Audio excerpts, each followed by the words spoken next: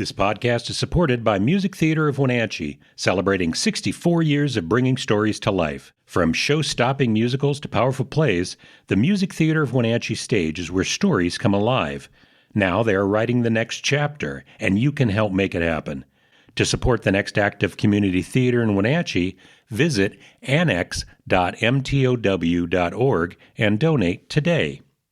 Opening night club. We're not opening a nightclub. It's the opening night club. We can't wait to watch an opening night show, because on opening night we always go with our opening night club. Opening night club. Welcome to the Opening Nightclub Podcast. This is the podcast where we get together weekly with all of our Opening Nightclub friends to discuss and celebrate theater in Central Washington, opening nights and closing runs, and all sorts of upcoming shows. I'm your host, Kevin McKee, and with me again, I have playwright, actor, and my friend, Skyler Cuthill. How are you doing, Skyler? Kevin, I am beat to hell. I have been torn to pieces by the two-show day of the Follies, followed by the Follies party, followed by a restless night. Oh. Yes. So you did two shows yesterday? Yeah, we got to the pack at 11 a.m., and I was leaving Wenatchee at 1 a.m. That's a big day. Wow. It's a big day. Wow. Yeah. So you didn't get any sleep last night? Well, I got home at like 1:32, and I slept for about 2 hours, and then I woke up. And then I eventually got back to sleep around 6, and then I had to get up for church. So wow. I am running on fumes here, as the sages say. But the muses are working through me, Kevin McKee. I have been having the most vibrant dreams, and each morning I wake up and I write down the ideas the muses are transmitting to me. So I have incredible ideas for you. Do you have a dream journal next to your bed? It's not a dream journal, but it is a journal in which my dreams go. But I'm not doing it for the purpose of like charting my psyche or whatever. Oh, it doesn't have like stars and glitter on the outside of it? No, it's strictly like joke ideas or like concepts. Okay. Right. So my first dream, it was very, I can't tell you, it all like drifted away, but I did write down something. And I'm about to tell you probably the most useless title possible. Okay. It's a very interesting title, but it does not suggest anything at all. The Geet Gatsby. The Geet. The Geet. How would you spell Geet? Geat. They were a northern Germanic people that fought the Roman Empire. Oh. Yes. Okay. Yeah. So the Great Gatsby, but he's a barbarian. Okay. And he's fighting Rome. Okay. I have no idea what you do with that, but I wrote it down. Oh. It came to me. The muses were like, this guy needs the Geet Gatsby. Oh. Yeah. Like, however, he faked that he was fighting Rome and instead he's in love with a Roman woman, and like he moves to Rome and he like fakes being Roman. I don't know. There's something. Okay. I don't know. Again, this is not very evocative, but it was in my dream anyway. So Rome I wrote it down. is very popular right now. You could probably sell that to a lot of middle-aged men. I don't know. I feel like the culture's moving more towards like more universal type stuff. This is like very specific. Yeah. Right. Like, who is the market for geek media? Right. Who's like, I need more geek stuff in my life. But the other one, the dream I had from like 6 o'clock to 7:30 or whatever, when I woke up, I was so angry because I wanted to go back in the dream. You know that feeling. I'm sure you've had that before. Oh, yeah. We're like, let me back in. I was the assistant like investigator with Columbo. Oh. Were you the parrot? I was not the parrot. The cockatoo. I know Columbo doesn't have like a cockatoo. partner. Yeah. But I was like going along on the investigation with Columbo from TV's Columbo. Yeah. And we were investigating supernatural crimes. With Columbo. And he was doing the shtick in my dream. Yeah. Like a werewolf had killed a woman. And we were at like the house and we were talking to like her sister or whatever. And Columbo was doing the, wow, that's crazy. A werewolf, just like into stories. My wife loves this kind of stuff. If she was here, she'd have all kinds of questions for you. This is really amazing, but there's one thing that's bothering me about this werewolf. And I think that's killer. How much Columbo do you watch? I love Columbo. That was a great Columbo. We watched a ton of Columbo during COVID. Okay. Yeah, when we were all locked in our houses or whatever. We watched a ton of Columbo. And I love Columbo. I love Peter Falk. Because like that's me. The first episode of Columbo I ever watched was there had been it's always rich people. right? Yeah. And it was like a soiree or whatever. And he is so schlubby in the trench coat. Yeah. Yes. No, it was like a soiree, and there was like a body in the room, and then there's also still hors d'oeuvres out. And Columbo goes up to the hors d'oeuvres, and he talks to the policeman, and he's like, "So, are the hors d'oeuvres, are these like evidence?" And the cop goes, "No." And Columbo goes, "So I could eat them, right?" The cop goes, "Yeah." And he starts eating the hors d'oeuvres. And I was like, that's me. If I was a cop, that's me, right? I'd be like, food. Are these free? Yeah. So I like 5 minutes into like this 1972 TV show, I was like, I'm in love with Columbo. And we watched a ton of Columbo, and I just love it. It's just great. Wow.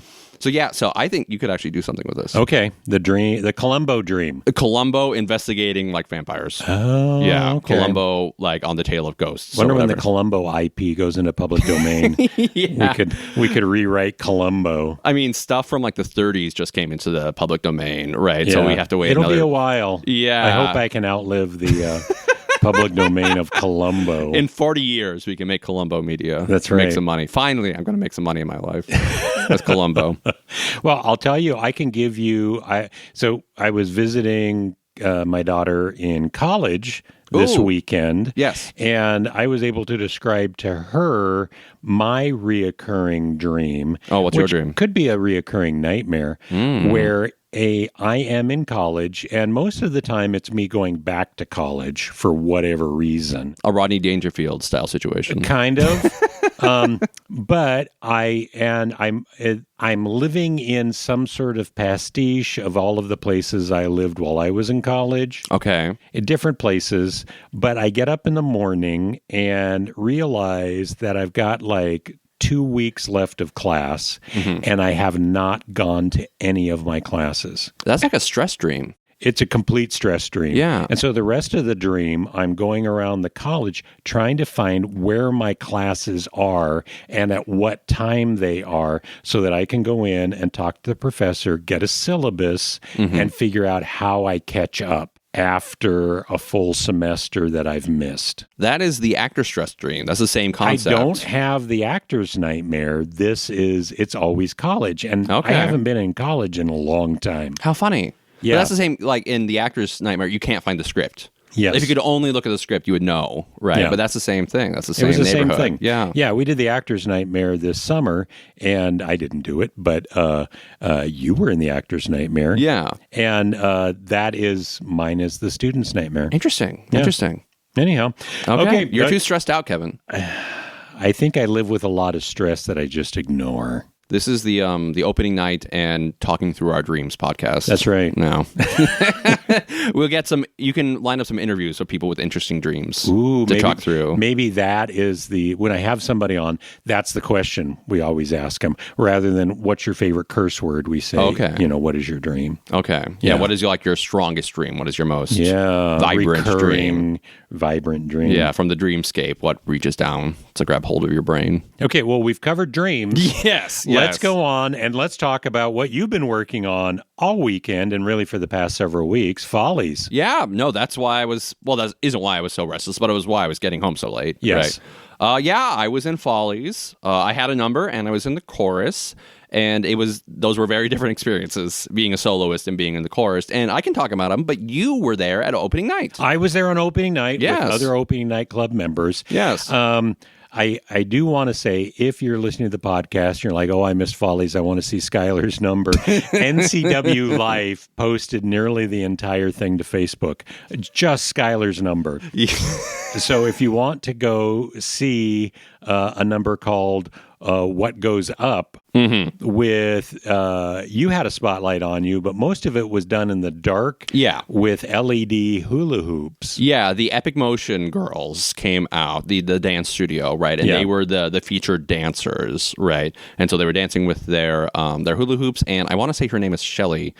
She's like the owner and operator of Epic Motion. She was like the soloist on the trapeze, so she was like the big deal. Like she was doing some very sophisticated movement. No, I was a little worried. She was hanging upside down on a trapeze hula hooping. Yeah. It was very impressive. She never fell. All of our calls, all of our rehearsals, she never fell once. She was solid. Yeah, she was really, really good at it. Wow. Yeah.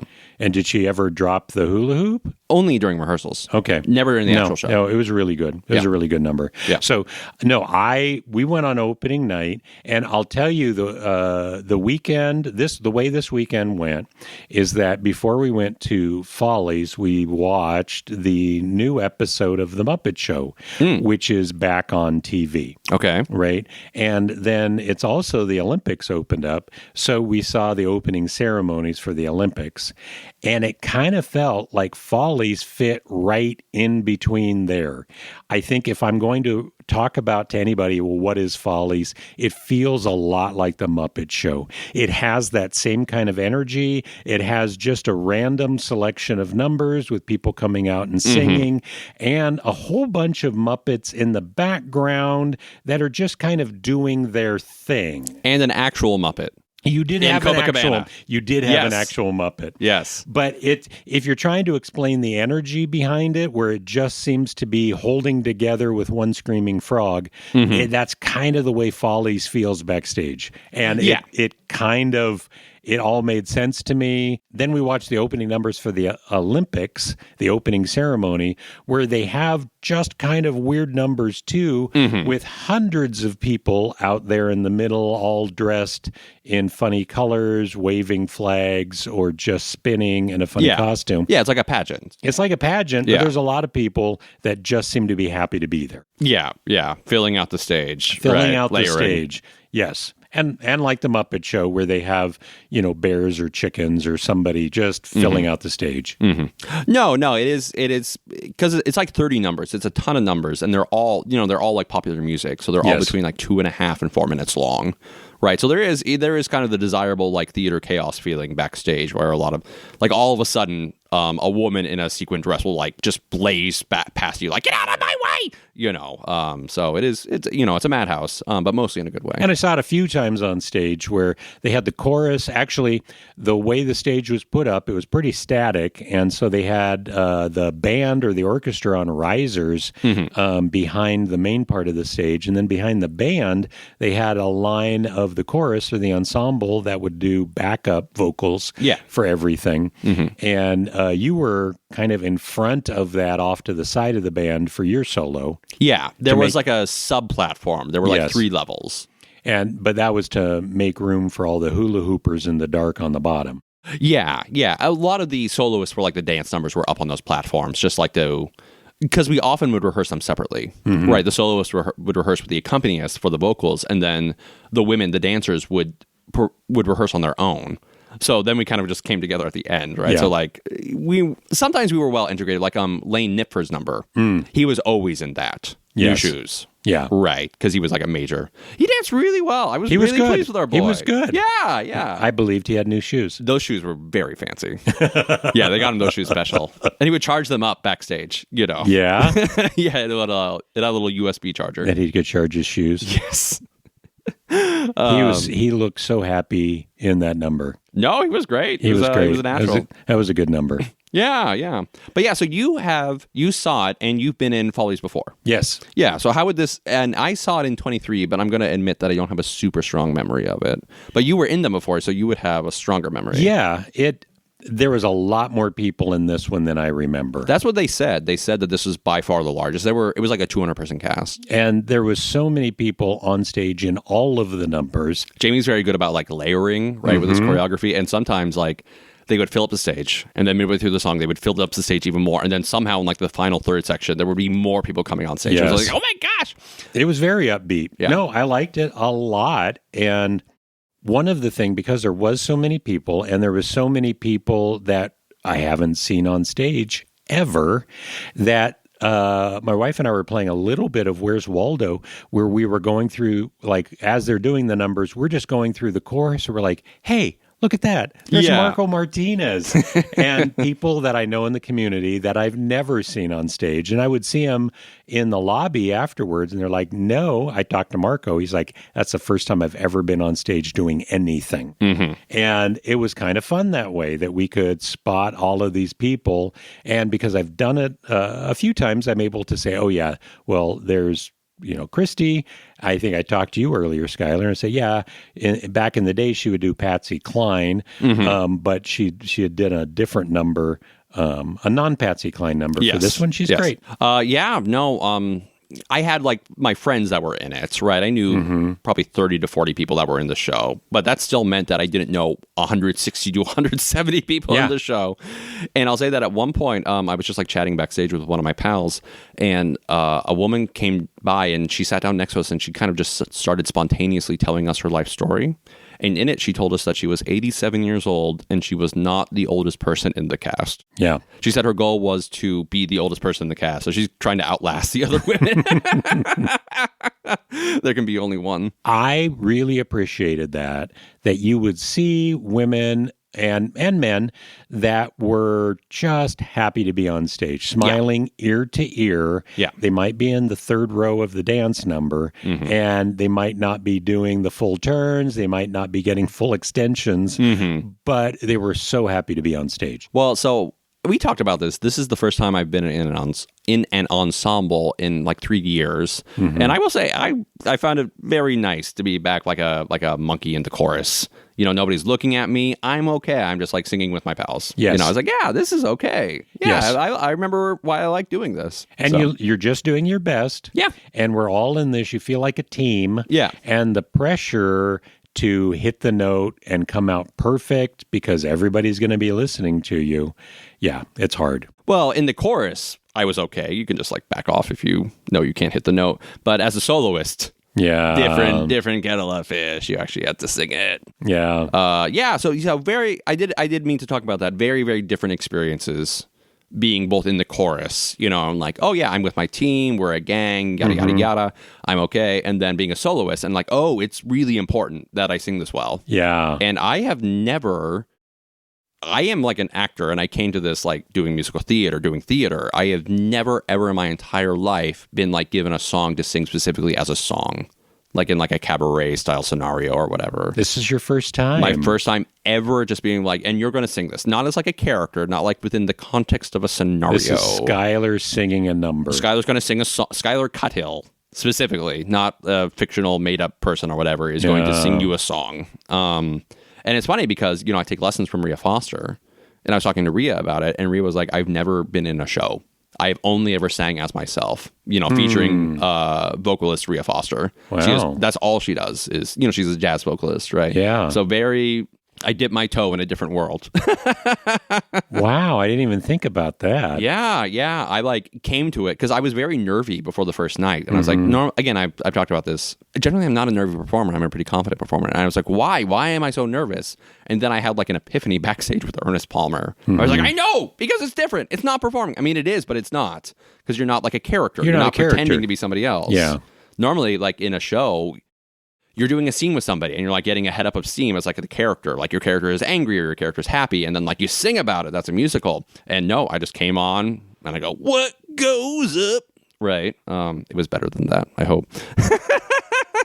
So, but yeah, very different. Very so different. at the end, did you like the song? Was it in your range? Yeah, it was pushing it, but I could do it. The problem wasn't really the range. It was, I have a whole story about this if you want to hear it. The problem with the song that I experienced was that in the middle, there is a 20-bar instrumental interlude, right? No vocals. And that's not uncommon in musical theater to have a long instrumental section because there's going to be dialogue or a dance break. Yes. Right. But then when you go back in, that's the joke. Musical theater people don't count. They just feel it. And saying we just feel it is an abstraction for there's some kind of audio cue. Yeah. The horns come in or the piano adopts a new line. And once you hear the piano doing the new line, in 8 beats I come in. Yes. You just feel it because you hear it. In my 20 bars, it's a perfect repetition. It's a 2-bar system, and they just play it over and over for 10 times. Right? So you just count. You just have to count. I had to count. And it was fine for me to count to 80, to 4 20 times. That's what 80 is. I'm helping out the audience here.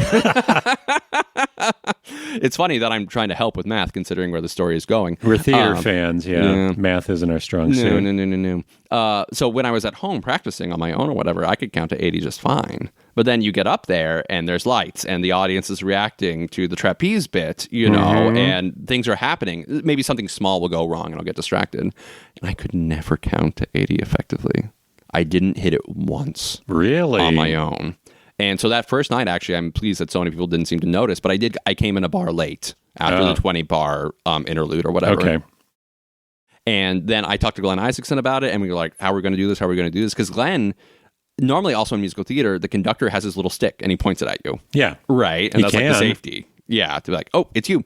But Glenn, there wasn't a conductor. Glenn was leading the band, but he was playing piano. He's busy. Yeah. His hands are busy. He can't. So we eventually figured it out that in the instrumental break, the saxophonist behind me didn't play, the woman.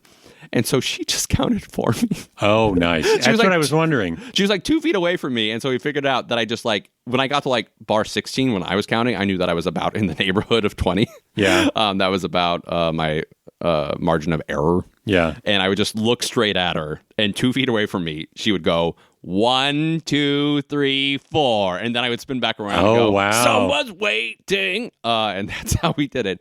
And it was humiliating that as a 38-year-old, I could not count effectively. But you know what? I rationalized it because that's what you do. You rationalize that. It's fine. Would it be better if it was just in the saxophone does a but-a-da. Yeah. See, that's normally what we get. Yes. In musical theater, you never count to 90 on your own. No. Right? There's some kind of cue, or the conductor points at you. So I was like, you know what? This is fine. It's just kind of a more crude way of doing it. Yeah. Right? Instead of the more refined. Do not beat yourself up for that. That is a very normal thing. The conductor would point at you or something to give you a cue. As a 38-year-old who runs his own business and makes money, that I was like, I can't count to 80. Jamie, how many times did you get a practice? How many times did you practice that with the band? Well, no, that was part of it once. Exactly. Right? But still, I should be able to count to 80. You're good. But no, that's my story. So yeah, no, I think by the end we were pretty good. Okay. Yeah, no, overall I had a lot of fun, both as a soloist. It was good for me. It pushed me as a performer. Being a soloist, and it was fun to kind of go back to being in the ensemble and just hanging out with the guys, singing. It's fun. It's fun to sing. We like it. No, it was great. We had a lot of local favorites that were doing solos in there. I personally was so glad to see Colleen Bowen back on stage after 10 years. Yeah. And she has done so much in the past on stage. She came back and did the opening number, which was Pink Pony Club. We can say that.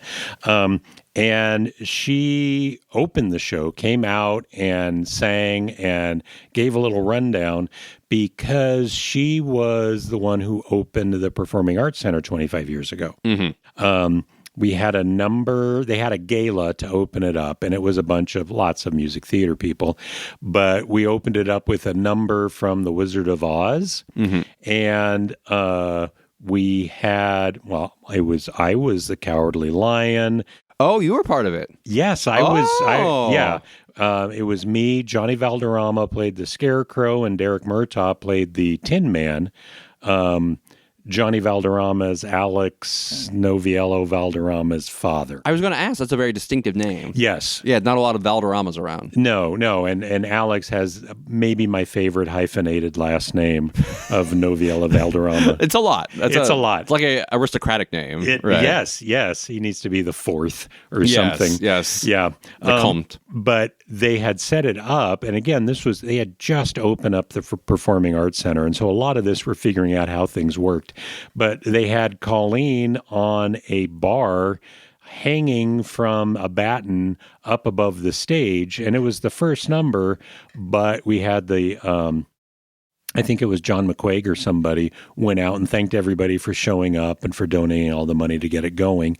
And so she was up in the rafters through the first 20 minutes, just sitting there. And then they lowered her down from the rafters, and we sang Somewhere Over the Rainbow. It seems like a kind of a dangerous decision to open it up and for your very first thing, yes, do a fly system. Let's push it as hard as we can immediately. Yes. Yeah. No, they're But all's well that ends well, right? well, and they were showing off that they do have a fly system. I mean, you gotta give it a little bit there. But and my memory may be completely wrong on this, but I believe before the gala, we had actually performed Mr. Roberts on the stage. Oh.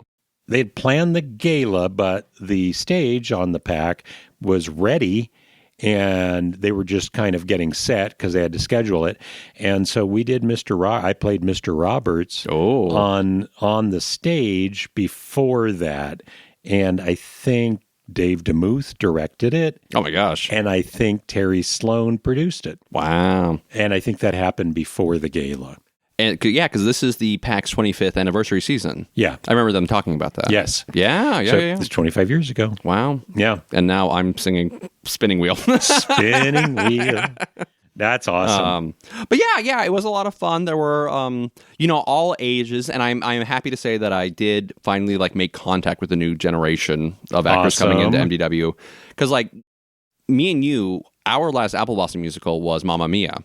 Mm-hmm. And Mamma Mia was it straddled COVID. It was both before and after COVID. Yes. And then during COVID, and I'm sure this is a general situation for the whole country, a lot of people moved away and a lot of people moved in, right? And so in 22 with Wizard of Oz, and especially with Shrek in 23, you had a lot of new people coming in. Caroline Renzel, Haley Schuffer, Allison. And we had people coming back. Yeah. I think that Maddie Atwood came back. Eloise came back. Yeah. And so we do have a younger generation that is taking the reins. Yeah. So, and they are, a lot of those guys were in the Follies. So I'm happy to say I made contact with the new generation. Nice. I docked with them. Yeah, and it was fun, the very wide range of ages. I'll say that, it was 200 people, and it was mostly women. And I had, in my mind, I divided the women into two categories. There were women over 40, and there were women who were reading the book about the gay hockey players. It's totally ubiquitous. I had seen jokes about it on the internet, so it's always kind of millennials. We weren't raised with the internet, right? How did you know they were reading this? They were constantly gabbling about it. Everybody was talking about the gay hockey players. Well, the young people were. Yeah, because I was making contact with them. So I was like, "Hello, I come to you from a different time. How do you people conduct yourselves?" Well, we're very interested in gay hockey players. Oh. So yeah, all the women were very into gay hockey players. So you know what, Kevin? I need to become a gay hockey player. Oh. Yes, that's my plan. You are going to pick up a hobby and a sexuality. And a new sexuality. Yeah. Oh, good for you. New year. Right. New goals. So you honestly think that becoming a gay man will help you pick up women? I don't come up with good plans. Right. If I would not be living with my mom if I was successful with my plans, Kevin McKee.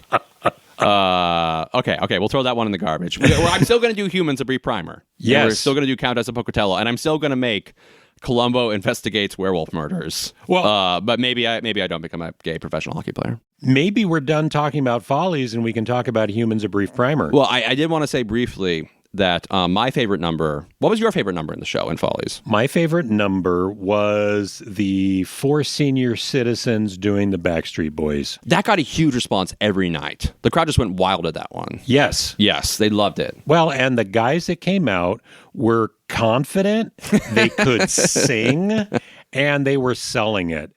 Well, they auditioned with that number. I don't think that was in Jamie's initial program. No. Yeah, they came out and they did it, and they were like, "Jamie, you should let us do that." And Jamie was like, "I think I will."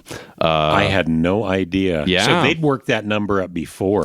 They were, when they auditioned with it a month ago, it was in very good shape, I'll say. It was very professional, Yeah, they came in and were like, "You need to let us do this." Yeah, so the guys that were in it was Andy Anderson, Michael Nagy, Mike Kintner, and Tim Meyer, and they killed it.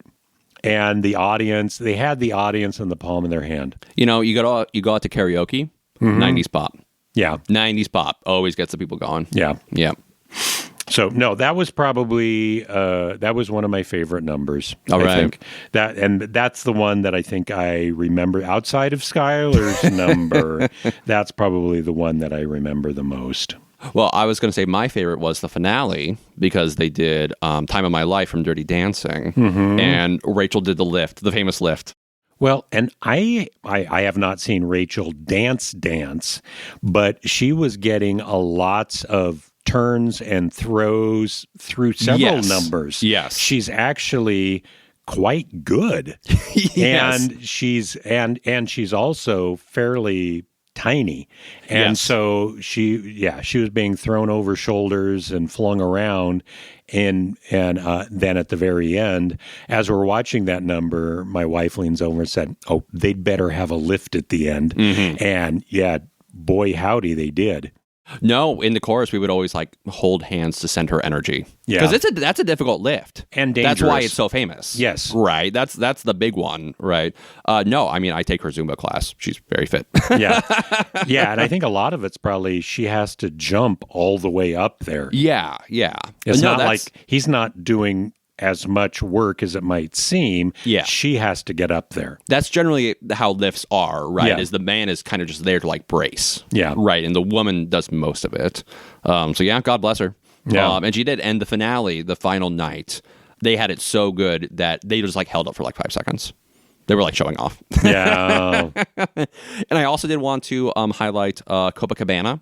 Yes. Because they had Chesty McVanderpump from Holiday Spicier. There's a woman, she's a newer addition to the community. I talked to her. She retired from Seattle, and she didn't do this professionally. You can't professionally have a puppet whose name is Chesty Vanderpump. But she always had a passion for puppets, and she is thrilled. She has a life-size puppet of a loose woman, of a adventurous socialite, and she was old Lola. Because in Copacabana, right, there's young Lola, and then there's like a time skip, and Lola is like lost her mind. And she comes out, and it's just great. It's just great. She was wonderful. That was a strong number, very theatrical. Nice. Yeah. So I had a good time at Follies. I would recommend it to the people 3 years from now. Although I do think we had about as many people as you could possibly accommodate on the pack stage.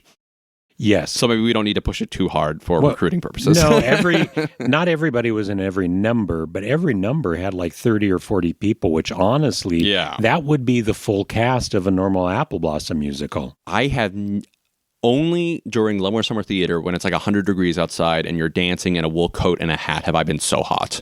It was absurd because there was so much body heat. Also, the shows were all sold out. Yeah. So there were like 600 people in the house, and then you had like 60 people on stage or whatever. It was totally nutso. Yeah. So yeah. It was great. I would recommend it if you're interested. If you want to dip your foot in the water and try out being on stage, I think we've been recommending this for a while. Yeah. And for those who did it, congrats on you. Nice job. Yes. Yeah. Okay. Everybody did a great job. Everybody did a great job. Do you want to talk about Once Upon a Mattress or Humans a Primer? Well, you saw Once Upon a Mattress. I did see. Yeah. I saw closing night of Once Upon a Mattress. I couldn't see opening night. Yeah. And kudos to Susan Gupsh and Brady Dundas for putting this show on. It was a great show. And I think the most amazing thing was they were able to take a look at who are the kids that they have available and find a show that fit them perfectly. I think that if you look at how it all came together, all of their seniors who were fantastic in these roles, they found characters that fit them well. Mm-hmm. I think one of their strongest men this year is Dylan Cornea, who is not a singer. And he's never pretended to be, but they're having a musical, and so they need people and so they've got a musical with a mute lead. Well, like that's the Michael Murphy special, is a non-singing, non-speaking role. Yes. Right? And they did it. And it's a very funny role. It's good. And it's a lead. Yeah. How often do you have non-singing, non-speaking leads? Mime, the musical. I'm writing that down. Oh, Mime the musical. Mime the musical. There you go. That's going in my dream book. Yeah.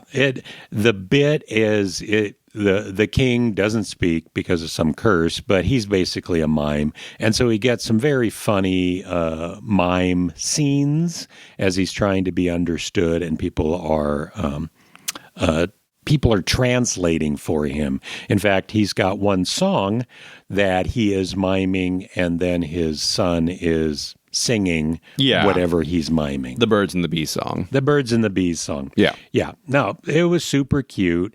Ileana Thomas. Princess Winifred. Princess Winifred, really, really strong. Yeah. I did talk to Brady at intermission, and apparently all of the kids were quite sick.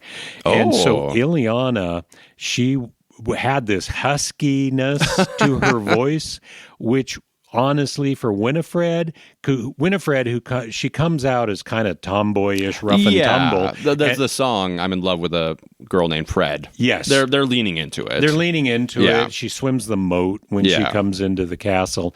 But that's kind of her thing. And so the little husky voice that she had, I thought fit, but I could also tell she sings a lot. Yeah. And her voice was great right up until the last number, her last solo number. Oh. And she was struggling with it, and God bless her. I knew what was going on, and she was playing it off. And well, that's a very physical role. She's like sprinting around the whole show. That takes a huge toll on you. Yes. That's really hard. Yes. No, it was great. And she did a great job. Trip Martin, honestly, this is his final show with Kashmir High School, and best thing he's been in. He was fantastic as Prince Dauntless. Yeah. And really, really good. Lexi Lutton was great. Toby Weber, who was the minstrel. Oh, yeah. Flounder. And was Flounder last year. Yeah. Toby was fantastic and could sing. Yeah. I was very impressed with their seniors this year. And they've got McKenna Fritz and Emmett Brown are really the two that'll be coming back, as well as Maren Peterson, who was the jester. And all three of them were quite good. Doc Brown. We'll have to start calling Emmett Brown Doc Brown. They have to have known that. That his when name, they named their son. His name was from Back to the Future. Yeah, it doesn't just happen. Emmett it's a unique name. Mm-hmm. And maybe they're big Back to the Future fans. But yeah, he'll be Doc Brown. Maybe they could do that musical next year. Oh, you think they have the budget? That would be awesome to do that. But no, good on everybody there. The orchestra was great. It was a fun show. I really enjoyed it. Susan Gupsh, if you're listening, we expect you to put together $500,000 so you can put on the Back to the Future musical next year. Back to the Future musical. Yeah. That is such a technical show. We promise that we will spend $15 on tickets for you. That's right. So put that in the positive column. Put that in the green. $30 from me and Kevin. And we'll figure out how to get you a DeLorean so you can have it appear on stage. Yeah, you just have to get the other $499,970 on your own. Go. Yes. Okay. I am full of good ideas. I have so many good ideas today. Yeah. I'm bubbling over. We'll call that a good idea. My 3 hours of sleep has driven me into a good idea fugue. So because we've had so much going on, we weren't able to see Garden City Academy's production of Sherlock. I'm hoping it went really well for them. It's their first show. I saw pictures of the set, which looked amazing. They had some amazing set construction, set builders that put that together. And so I'm hoping to hear more. Maybe we can talk to Michelle at some point and see how that show worked. But we do have announcements for an upcoming production of Humans, A Brief Primer. Yes. So we talked about it, that it has been delayed. There were some... it's very complicated business putting on a show. It was a scheduling issue. Yeah, and it is confirmed it is going to be at the Riverside Playhouse in beautiful downtown Wenatchee on March 20 and March 21st. We've got 2 shows in Wenatchee for Humans, A Brief Primer. Yes. And the lead actor and playwright for this show is none other than our own Skyler Cuthill. Yes, performing as Professor Jorgen Blooper of the Abracadabra Academy. And you are joining the cast. I am joining the cast. So this is a new script. Yeah, well, there's new sections. New sections of Humans, A Brief Primer. Yeah. So if you saw it at Bushel and Bee last year, it's going to be slightly different. Yeah, if you saw it the first time, it's probably going to be about 30% different. If you saw it the second time, it's going to be about 10% different. Okay. But yeah, and I know a lot of you, you had excuses for why you couldn't come and see it. No excuses this time. We got 2 shows. Two nights in Wenatchee. A lot of you Wenatchee were like, oh, I can't drive to Leavenworth. I drive to Wenatchee almost every Gosh darn day. So no excuse. It's like 3 minutes from your house. That's right. You come out. You can be here. And also, it is not in a bar. So we can have people under 21 attend. Yes. And see your show. Rowan, are you listening? That's you can right. come to see the show. You can come to see the show. Yes. So Humans, a brief primer. If you haven't seen it, it's really funny. I liked it both times that we saw it at Bushel and Bee, and I will be in it. And we will have a full theatrical experience with sound and lights and all of the things that come along with having a theater. It's mostly refs, and I'll say that some of the refs have aged not so well, and some of the refs have actually gotten more relevant in a bizarre twist. Yeah. Okay. Yeah. We'll have to look at it. I don't want to spoil it in case people haven't seen the show. Yeah. But we could talk about it afterwards. Okay. But we have some very exciting stuff coming up this weekend as well. We do. Yeah. So this next weekend, we've got 3 opening nights that I can tell. Oh, my gosh. Well, actually, this next week, let's start with auditions. Yes. Because we do have auditions for Leavenworth Summer Theater, and they're starting on Thursday. Yes. Personal auditions start. They go Thursday, Friday, and then Saturday morning. Okay. So in, like 4 days here. The rest of my year is going to be decided. That's right. And I'm on like 3 hours of sleep today, so I'm not going to do any productive work. So tomorrow, I'm going to hit it. You're going to hit it. I'm going to get after it tomorrow. So if you're interested in auditioning, go to leavenworthsummertheater.org, and you can find the sign up there to audition or to get an audition spot. Mm-hmm. Locals will probably need to go up on Thursday. Which all the Saturday spots are gone. Okay. And the last time I looked, which was a while ago, a lot of the Friday spots were gone. But last time I looked again, there were some Thursday spots left. Yes. And they can accommodate you, even if your time doesn't work or whatever. You talk to Christy. She's flexible. So if you go and the spots are full, send an email to them and say you're interested, and they will figure out how to work you in. Yeah. But yeah, if you're looking, you'll probably want to do Thursday if you're a local. Mm-hmm. That's generally the place where we will see locals show up for Leavenworth Summer Theater auditions. All of the information on how to audition is there. Once you sign up, you should get all of the audition songs and scripts so that you can be fully prepared. Mm-hmm. You can just show up. Yes. And if you are perfect for the role, they'll give you a pass. Yeah. I will say, if you've never auditioned before for Leavenworth Summer Theater, if this is not your thing, but you want to try it out, the directors will be very kind. Mm-hmm. As a director, when we're there and we have musical theater college students, they're getting their major in theater, we do expect them to know what they're doing. Mm-hmm. If we have people that say, I'm here on a dare and I sing in church and I just wanted to do this for myself, we love that, and we will support you as well as you can be supported. We'll give you extra time. Mm-hmm. We'll let you restart things, and so it will be very friendly. Don't worry about doing a solo audition in front of 3 directors. Yeah, do not get intimidated. No. It is a lot. I mean, there's quite a bit of stuff, there's like steps, but do not get intimidated. What I always say is, if you know me, you've almost certainly heard me say this, you don't say no to yourself. It's the director's job to say no to you. Yes. So you don't let them be the bottleneck. Do not bottleneck yourself. If you are interested, you go for it. You absolutely. Yep. It doesn't cost any money, folks. Give it a shot. Yep. But yeah, that is this weekend, and then we can talk about it after it happens. Yes, we can. Although, well, we can talk about that later. And then Holmes and Watson opens this weekend. That's right. Yes, at the ICCA. That is Rogue Assembly Theater. Mm-hmm. That is a new company. This will be their first show, and they are doing Miss Holmes and Miss Watson. Yeah. It opens this Friday, so I will actually not be there opening night, and I don't think you will either. I will not. We're going to be, I'll be at the Paramount, I think, seeing The Wiz, and then I will be on vacation. I love The Wiz. Yeah? I think it's great. We think we talked about this one. Yeah, it's dynamite. I'm going to hold my judgment for it because I'm going to go see a different production. But Holmes and Watson runs 2 weeks, so I think I'm going on the 20th of February. Yeah. So I'll be there the second weekend. So girls, do a great job. I will be there later. Yes.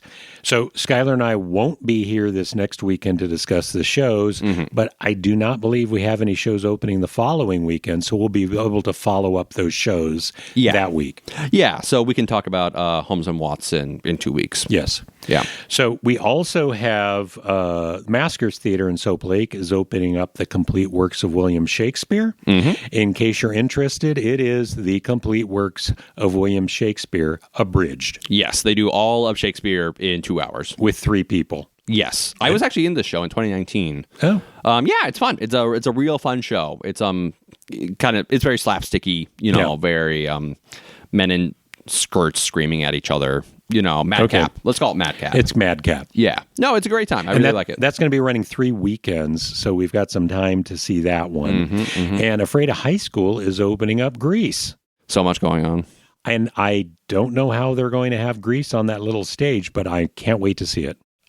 Because Grease is generally a pretty big production. There's the cheerleaders and the pink ladies and the greasers. There's a lot of big numbers. The Thunderbirds, right? There's a lot. So. I'm also interested in how they stage it. Yeah. I was watching the Grammys, and they had Sabrina Carpenter out doing a dance number for the Grammys. And someone online had said, wait a second, I recognize that. And side by side, they put the hand jive number from Grease. Oh, yeah. And they were doing the same choreography. Yes, they were doing, and the comment was, I think everybody over 30 knows this number, and said, hey, this seems familiar. Born to hand job, baby. Well, if you're going to steal from the best, right? That's right. Grease, great film. Yeah. Olivia Newton-John. So those are what we have coming up this next weekend, and we would really encourage everybody to go out and see these shows. Yeah, I think Miss Holmes and Watson is going to be a great time. I'll be. It's a shame I won't be there opening night, but I will be there second weekend, and I think it's going to be dynamite. Yeah. No, we've got a lot of theater going on. Encourage everybody to go out and see these shows. And if you can, please go out and see an opening night.